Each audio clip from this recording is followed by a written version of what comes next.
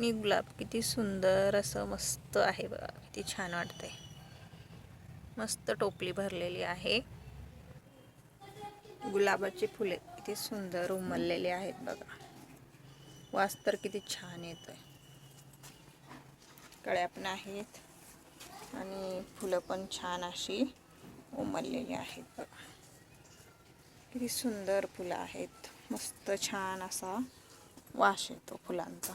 किती सुंदर आहेत फुलं. किती सुंदर फुल फुललेले आहेत. पर्पल कलर आहे. किती छान वाटतंय. मस्त किती सुंदर आहे. त्याला काय म्हणतात, काटेकरंटी म्हणतात का काय म्हणतात माहिती नाहीये, पण फुलं मस्त छान येतात त्याचे. पर्पल कलर आहे. आहे शेवंती. किती सुंदर कळ्या अशा आलेल्या आहेत. एकच फांदी आहे ही. या किती सुंदर अशा कळ्या आलेल्या आहेत शेवंतीच्या. हे पिवळ्या कलरचं गुलाबाचं झाड आहे बघा. कटिंग केल्यामुळे किती सुंदर असं फुटी फुटलेल्या आहेत आणि छान बघा.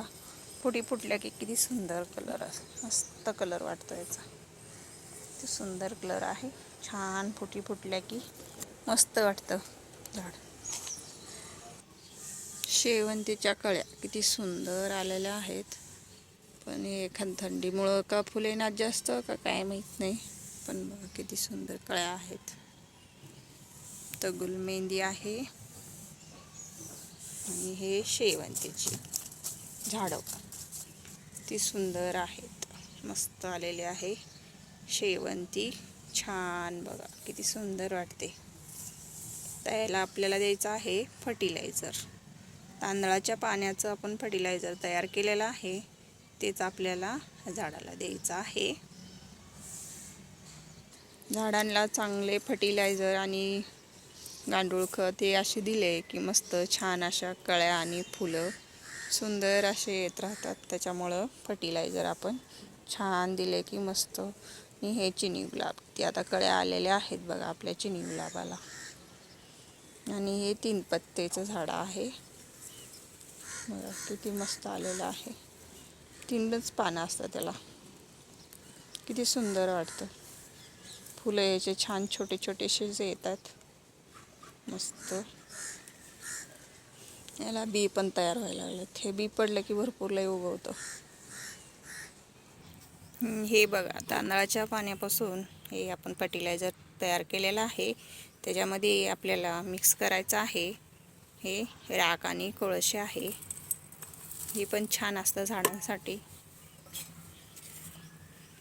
फंगस लागत नाही. राख दिल्यामुळं आपण झाडांना हे फंगस लागत नाही. आणि हे आहे वर्मी कंपोस्ट. हे आपण तांदळाच्या पाण्यामध्ये मिक्स करून घेणार आहे. मिक्स करून हे बघा आता छान असं हलवून घ्यायचं म्हणजे मिक्स होतं. छान बघा मिक्स होतंय. तर हे आपण मिक्स करून घेतलेलं आहे. त्याच्यात थोडंसं आपण आता पाणी मिक्स करून घेऊया. छान असं मिक्स करून घेतलेलं आहे. त्याच्यामध्ये आता थोडंसं आपण पाणी टाकून घेऊया. तर आपण पाणी घेतलेलं आहे. ते आपण पाणी मिक्स करून घेऊया याच्यामध्ये. फर्टिलायझर आपलं छान तयार झालेलं आहे. ते आपण हे आपले शेवंतीचे रोप आहेत. झाडं मस्त छान असे आलेले आहेत. त्याला देऊन घेणार आहे.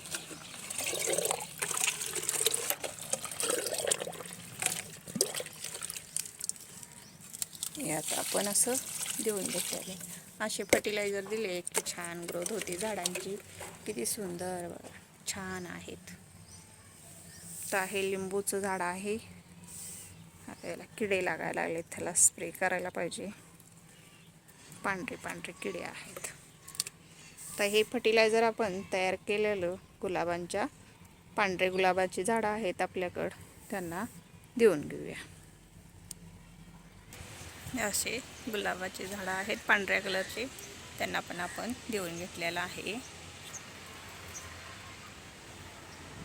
ते आपल्याकडं आहे मोगऱ्याचं झाड. मोगऱ्याच्या झाडाची कटिंग केलेली आणि हे जास्वंदाच्या झाडाची कटिंग केल्यामुळे किती सुंदर असे झाडं फुटलेले आहेत. त्याच्यामुळं त्याला असं फर्टिलायझर आपण देऊन घेणार आहे. हे आपण फर्टिलायझर तयार करून घेतलेलं हे फर्टिलायझर आपण आता ह्या झाडांना देऊन घेणार आहे.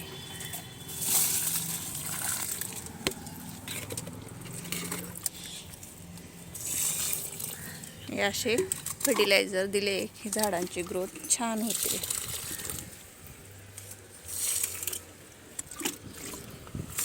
यात आपण फर्टिलायझर देऊन घेतलेलं आहे. छान अशी झाडं फुटायला लागलेली आहेत छान.